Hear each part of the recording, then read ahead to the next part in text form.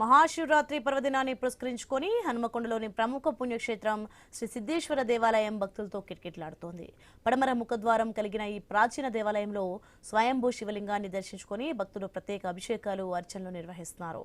కాశీలోని విశ్వనాథుడి దేవాలయం తర్వాత అంతటి విశిష్టత కలిగిన భైరవ బంధనం, నాగబంధనం ఉన్న దేవాలయంగా ఈ క్షేత్రానికి ప్రత్యేక ప్రాముఖ్యత ఉంది. శివరాత్రి సందర్భంగా ఆ దేవాలయంలో జరిగే ప్రముఖ విశేషాలను ఆలయ అర్చకుల వద్ద నుండి మరింత తాజా సమాచారం మా వరంగల్ ప్రతినిధి ప్రశాంత్ అందిస్తారు.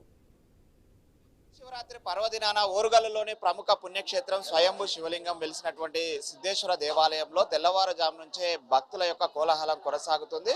అటు అభిషేక అర్చనలు చేసుకొని ఆ సిద్ధేశ్వరుని దర్శనం చేసుకొని భక్తులైతే ముందుకు సాగుతున్న పరిస్థితి మనం చూస్తున్నాము. అనాదిగా ప్రతి ఏడాది కూడా మహాశివరాత్రి పర్వదినాన ఇక్కడ సిద్ధేశ్వర దేవాలయం వచ్చి కుటుంబ సమేతంగా ఆ దేవుణ్ణి దర్శించుకొని వెళ్తూ ఉంటారు. ఇక్కడ ఈ సిద్ధేశ్వరాలయంలో స్వయంభూ శివలింగం కావడంతో అయితే భక్తులు పెద్ద ఎత్తున ఇక్కడికి తరలి వచ్చి అభిషేకాలు, అర్చనలు చేస్తున్నారు. అయితే ఈ సంవత్సరము ఈ యొక్క ఆదివారం పర్వదినాన వచ్చినటువంటి శివరాత్రి యొక్క విశిష్టతలు ఏంటి, ఈ రోజు ఇక్కడ దేవాలయంలో జరిగేటువంటి కార్యక్రమాలకు సంబంధించి వివరాలు అందించడానికి మనతోటి దేవాలయ ప్రధాన అర్చకులు ఉన్నారు. వారితో మాట్లాడించే ప్రయత్నం చేద్దాం. అయ్యా, మహాశివరాత్రి పర్వదినాన విశిష్టతలు ఏంటి?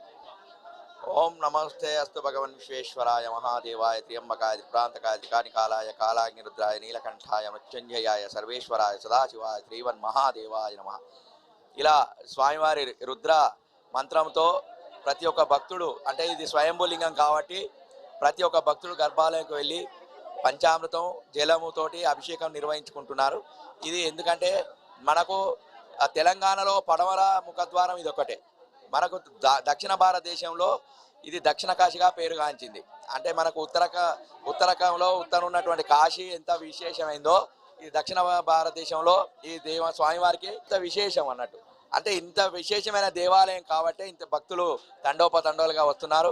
ఈ యొక్క స్వామివారికి ఇంకో విశేషం ఏంటంటే మనకు మహాశివరాత్రి రోజున, మనకు భారతదేశంలోనే శివరాత్రి రోజున భస్మాభిషేకం జరిగే ఏకైక దేవాలయం ఇది.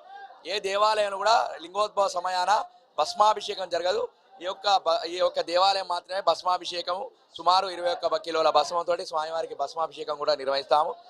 మాఘ బహుళ దశమి రోజు 108 కిలోల అన్నాభిషేకము మరియు కళ్యాణ మహోత్సవం కూడా నిర్వహించాము. సుమారు 5,000 మంది భక్తులు ఈ యొక్క కళ్యాణాన్ని తిలకించారు.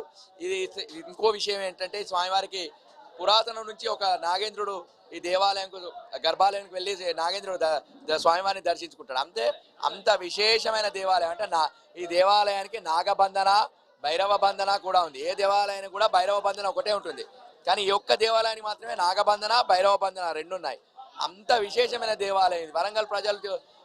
వరంగల్లో ఉండు ఈ వరంగల్ ప్రజలు చేసుకున్నటువంటి అదృష్టంగా భావిస్తారు.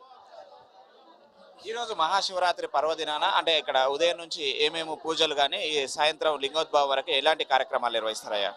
అంటే మనకు మహాశివరాత్రి, మనకు 11 మాస శివరాత్రులు, ఈ 12వది మహాశివరాత్రి. అంటే మనకి మాస శివరాత్రిలో ప్రతి ఒక్క భక్తుడు ఉపవాసం ఉండి మాస శివరాత్రి రోజున అంటే పుట్టమన్నుతోటి లింగం తయారు చేసుకొని, అంటే ప్రతిష్ట చేసుకొని దాన్ని అభిషేకించుకొని ఈ యొక్క 12వ నెల, అంటే ఈ 12వ నెల మాఘమాసం వచ్చేటువంటి చతుర్దశి అంటే మాస శివరాత్రి మహాశివరాత్రి అవుతుంది. అంతటి విశేషమైన రోజు. అంటే మనకు శంకరునికి లింగం ఉద్భవించినటువంటి సమయము మరియు కళ్యాణం, అంటే పుట్టినరోజే కళ్యాణం జరిగే ఏకైక దేవుడి శంకరుడు. అంత బోలా శంకరుడు. అమ్మవారు ఆ శంకరుని ఈరోజు శివరాత్రి ఆ స్వామివారికి అభిషేకించుకుంటుండి, నారాయణుడు కూడా ఈరోజు వచ్చేసి లింగం మీద రాత్రి లింగోద్భవ సమయాన ఒక బిల్వం స్వామికి సమర్పించి దర్శించుకుంటాడు. అంత విశేషమైన రోజు ఈరోజు. భక్తులంతా కూడా ఉపవాస దీక్షతో పాటు జాగరణ కూడా చేస్తుంటారు. అంటే ఈ పరమశివునికి ఈ రోజు శివరాత్రి రోజు జాగరణ చేయడం ఎలాంటి విశిష్టత కలుగుతుంది సార్? అంటే మనకు హిందూ సాంప్రదాయ ప్రకారము రాత్రి 12 గంటలకు లింగోద్భవ సమయం, రాత్రి 12 గంటలకు స్వామివారి లింగోద్భవ సమయం విశేషమైన సమయం ఉంటుంది. కాబట్టి అంటే భక్తులు ఉదయం నుండి అభిషేకాలు చేసుకొని జాగరణ చేసుకొని, అంటే 12 గంటలకు ఎవరు కూడా నిద్రపోకుండా 12 గంటల వరకు తెలియతోటి అంటే జాగరణ చేసి భజన చేసుకుంటూ వాళ్ళకు వాడలో ఉన్నటువంటి లింగాలకు ఎదురుగా ఉన్నటువంటి ఏదైనా దేవాలయంకు వెళ్ళి ఒక బిల్వం 12 గంటలకు సమర్పిస్తారు. అంటే అంత విశేషమైన రోజు కాబట్టి ఈరోజు జాగరణ కూడా ఉంటారు. అది మనం చూస్తున్నాము ఈ రోజు ఉపవాస దీక్షతో పాటు జాగరణ చేయడం వల్ల సంవత్సరం పాటు ముక్తి లభిస్తుంది అనేది దాంతో పాటు ఇక్కడ ఈ యొక్క దేవాలయ ప్రత్యేకత తెలంగాణలోనే రాష్ట్రంలోనే పడమర ముఖద్వారంతో ఉండి స్వయంభు శివలింగం ఉన్న ఏకైక దేవాలయం ఇక్కడ ఉత్తర తెలంగాణతో పాటు యావత్ భారతదేశంలో అటు కాశీ ఆ తర్వాత సిద్ధేశ్వర దేవాలయంలో మాత్రమే పడమర ముఖద్వారంగా ఇక్కడ పరమశివుడు దర్శనం ఇవ్వడమే కాకుండా ఇక్కడ నాగబంధనము భైరవ బంధనము రెండు బంధనాలు ఉన్నటువంటి ప్రముఖ దేవాలయంగా ఉండడం వల్ల ఇక్కడికి వేలాదిగా లక్షలాదిగా ప్రతి మహాశివరాత్రి రోజున పెద్ద ఎత్తున ఇక్కడికి వచ్చి భక్తులు దర్శించుకొని ముందుకు వెళ్తున్న పరిస్థితి అయితే మనం చూస్తున్నాము. ఈ రోజు కుటుంబ సమేతంగా భక్తులు దర్శనం చేసుకొని కుటుంబం మొత్తం కూడా చల్లగా దీవించండి స్వామి అని కూడా భక్తులు